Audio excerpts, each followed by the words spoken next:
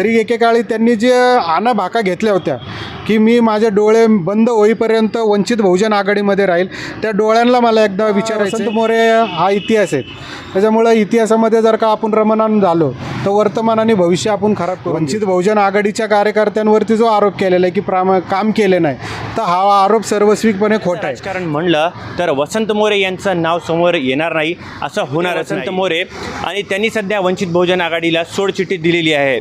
या संदर्भात आपल्याला बोलणार आहेत सुनील धेंडे, ते आहेत वंचित बहुजन आघाडीचे महासचिव. आमची वंचित बहुजन आघाडी कोणा वाचून थांबली नाही आणि थांबणारही नाही. आता राहायचं का जायचं हा निर्णय वसंत मोरेंचा जरी असला तरी एकेकाळी त्यांनी जे आणाभाका घेतल्या होत्या की मी माझे डोळे बंद होईपर्यंत वंचित बहुजन आघाडीमध्ये राहील, त्या डोळ्यांना मला एकदा विचारायचं आहे की तुम्ही हे जे डोळे बंद करण्यापर्यंत जी कमिटमेंट दिली होती त्या कमिटमेंटबद्दल समाज तुमच्यावर विश्वास ठेवेल का?